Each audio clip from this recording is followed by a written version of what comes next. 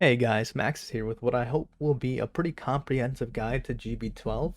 We'll be going over a basic overview of the dungeon, necessary roles, important skills to have, turn order, stats, recommended teams, and finally troubleshooting tips for any mid-game player beyond trying to fix up their team.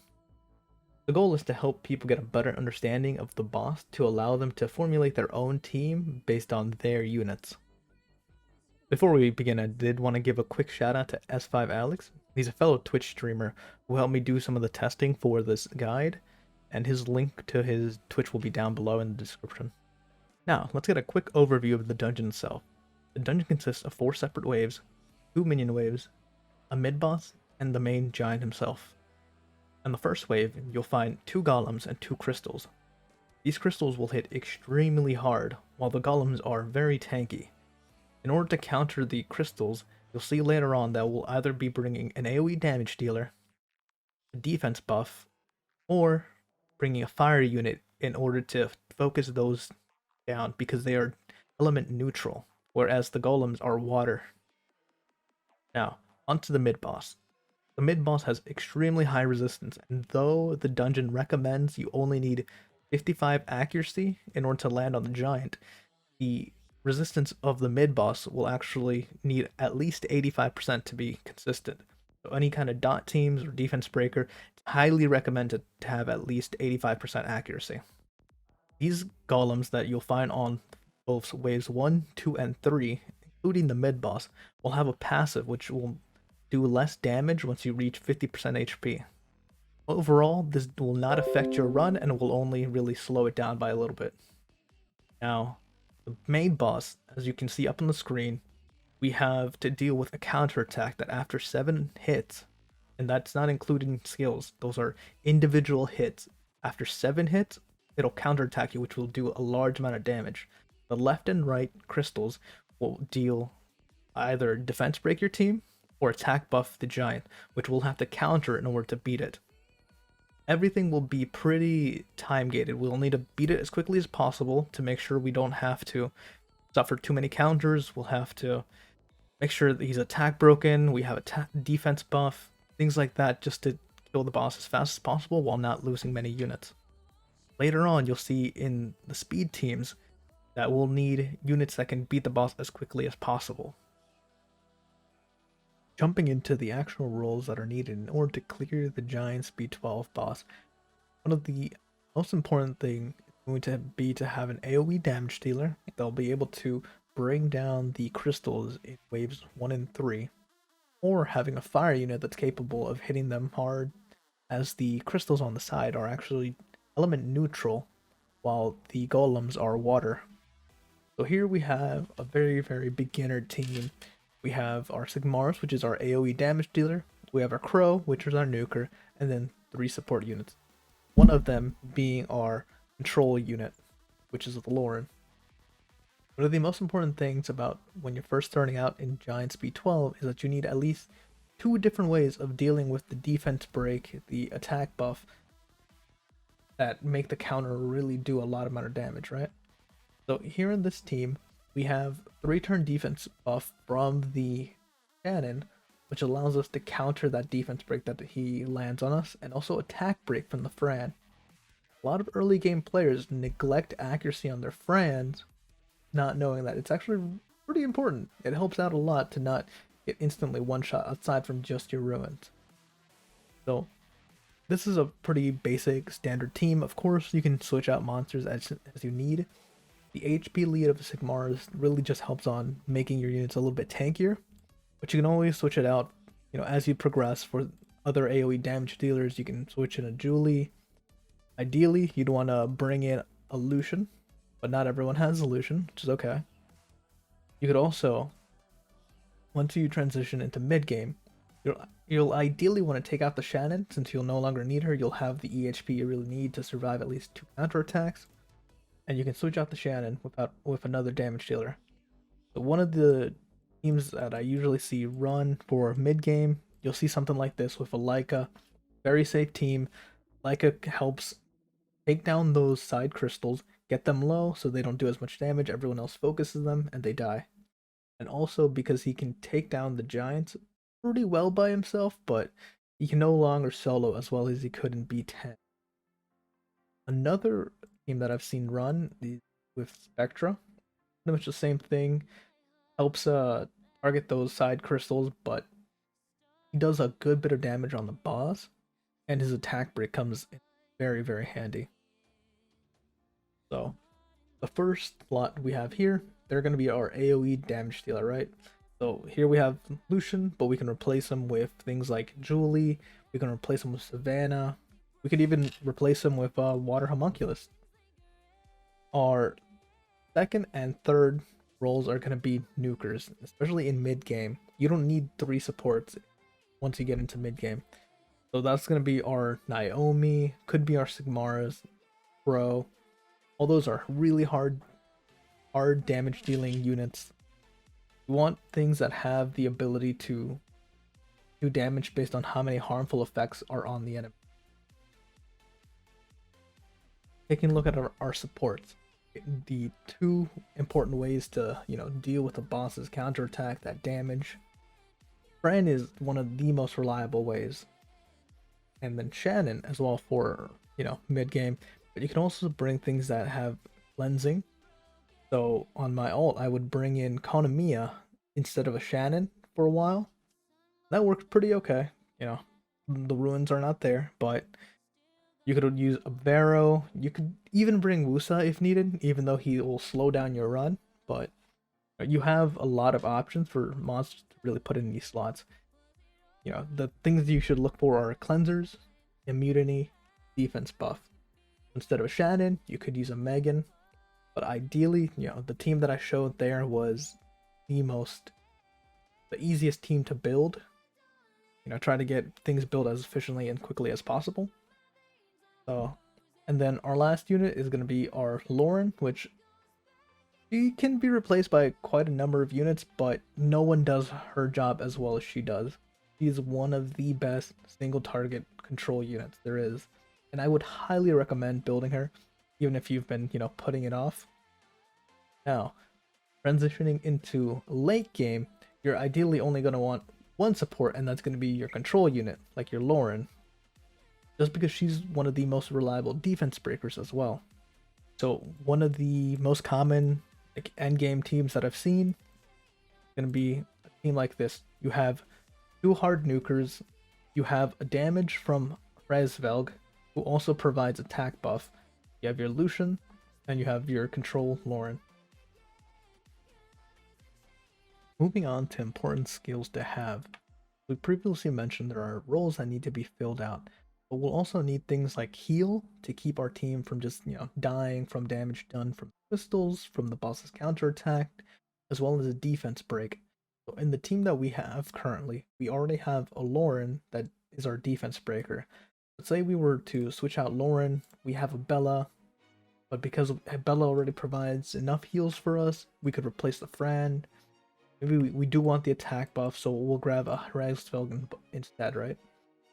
Razvelg's attack buff will make us more damage, which overall makes us take less damage because the battle doesn't last as long.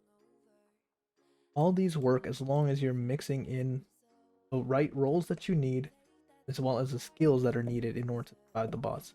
When you get into endgame, you're not going to really need the heals, but you'll have to, calculate all the speed tuning, make sure everything works out to where you have enough HP to clear the boss. So we're just going to run through just a quick little scenario, showing you guys exactly what's happening on these runs, trying to break it down a little bit. So we have our AoE damage dealer, our Lucian, that clears the wave. Now let's say our Lucian misses his S3. He uses S2, which brings the crystals on the side low, and then makes both the Naomi and the Crow focus them down. So if you have something with high damage, like Julie, at least able to soften up those side crystals, then whatever other unit's going to focus them, or a fire unit is going to focus them. Now, moving on to the boss, we have the defense break from Lauren. She also controls the boss. If you're bringing something like a Bella, you're not going to have as much control. They'll be able to get more turns. You might have to supplement some of that control in your other units. So here it's a pretty easy, just you have my 2 nukers, they're going in, doing damage. The boss should be dead soon. We have Fran's immunity to help us deal with the defense break. And the attack buff gets negated by the attack break. There you go. Just an easy, clear win. Looking at turn order, and more importantly, the stats that you're going to need on the monsters, turn order is very simple. You want your support units to go before your AoE unit, and your AoE unit going before your damage dealing. So that's going to be things like your Lauren, your Fran, you want them to move before your Lucian, and then your Lucian to move before both your Crow and your Naomi. Now getting into the stats that you need, did a bunch of testing trying to figure out the damage ranges for both the crystals and the boss. So what I found is on a damage dealing unit, you want to shoot for at least 80,000 EHP, which you can break it down into a numerous amount of HP and defense values, but what I found easiest to obtain is 18k total HP and 950 total defense. Both of these equate to about needing 6% on each ruin that you can get it on, and on the HP having your left and right artifacts as HP main stats. It's not too terribly hard to obtain for early game, but these are the stats you should be shooting for, even at the cost of some damage, as it'll add into the reliability of your team. Now going over to the support units, you want to have at least 120,000 EHP, which I found the easiest way to spread that is 26,000 total HP and 1,000 total defense. This on a unit that goes speed HP HP is not very hard to get, which equates to about plus 15k HP and plus 400 to 500 depending on the base stats of your unit defense. This will allow you to survive either 2 non-crits counters from the boss or 1 crit counter from the boss. This being said, that as long as the boss doesn't have any net gain in either having defense break on your units, having attack buff. So if he has attack buff, he's also attack broken. If he has, if you have defense break, you also have defense buff, so it averages out to plus 0 damage. Looking at the speeds that you're going to need for the dungeon, for any damage dealer, the minimum speed you're going to want is at least 170, which will allow your damage dealers to move before the golems in the mid-boss stage. We've also found that having at least 180 speed on your supports, which may not seem like much, some people may not have that already on them, allows you to, you're not controlling the boss, to move twice before the boss moves once. But now the most important speed to really reach is going to be 242 total speed. That's going to be on things like your Fran, any immunity unit, a cleansing unit, because that allows you to move twice before the right tower moves, which allow you, a higher chance to get your immunity up, to have your defense buff on. You can't get your defense buff on, then, try to have at least a 3-turn defense buff. If you're running something like a Megan instead of a Shannon, then you're really going to want to shoot for that 242 total speed. That does not include things like your speed tower. Now, let's take a look at a few recommended teams. I already showed you guys some of the more efficient meta teams for early, mid-game, and late game. But here we'll take a look at some few different teams that will work on mid-game plus. So the first one is going to be Lucian, Water Homunculus, Spectra, Lauren, and Fran. This is a pretty easy team to build. All you really have to do is meet those plus 180 speed, total speed. You need to have good accuracy on both your Spectra, your Homunculus, and your Lauren, and pretty much everyone built on roughly tanky stats. It helps a lot if you put your Spectra on a crit damage build, but this is a very safe, reliable team. Even if you're Lucian, or if you're not using Lucian, you're using a Julie or something. if they don't use their S3, then you still have enough damage to either work it down or control it using the combination of Spectre and Water Homunculus.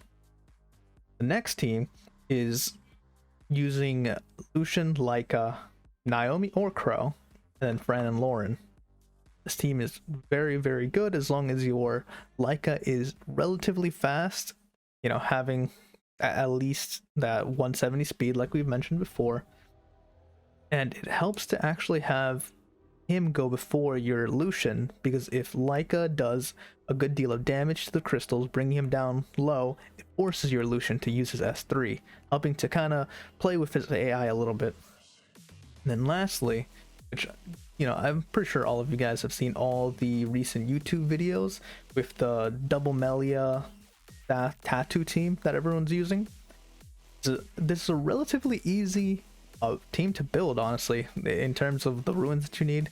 The only thing that you'll need to have is, you know, at least 2 Melias, have good accuracy on them, make everyone tanky. It's a fast, reliable team. Lastly, let's take a look at just troubleshooting tips, trying to figure out why your runs are maybe failing, what's going on, where are they fucking up, is it AI? So the biggest mistake I see happening is that they don't have enough EHP on their units. Like, I'll see someone's Fran or they're lowering their speed HP, but then in defense they have almost no defense and subs. They take a hit and they just still die instantly. They'll have like plus 15k HP, which should be okay if you had enough defense. So just double check, if go through my stats section, look over, see if maybe they're a little bit too squishy, they need a little more defense, you know, put in artifacts if you have to. And then the other thing is going to be accuracy. Having a little bit of accuracy, even if it's, you know, 15-30% accuracy, that little bit helps a lot. You know, getting more is obviously better, but especially for mid game, for mid game, if you have a little bit extra accuracy wherever you can get it, it puts a little more value than resistance, right? You resisting the defense break sure would be nice, but having that attack break defends your entire team, protects them from all getting killed, right? And after that, it's going to be just speed tuning, making sure that your AoE damage dealer is moving first, well, at least before your actual nukers, making sure everyone's above 170 speed. And if you can, honestly, try to get your Fran on that threshold of speed for 242 total speed. It makes a huge difference. But honestly, if you can't figure out what's wrong with your team, you can always reach out to the people in the community, the content creators like Bagel, Sean B. You know, there's a lot of us on Twitch, myself included, that spend a lot of time trying to help people fix up their teams. You need help, you're always welcome to try to catch me on one of my live streams. I stream Monday, Wednesday, Friday at 8 p.m. I know, a little bit of a shameless plug, well, but hope you guys enjoyed the video. If you enjoyed it, or if it's helped you, I'd appreciate if you gave me a like and subscribe to my channel. Catch me live on Twitch. My links are down in the description below. And yeah, I'll catch you guys next time.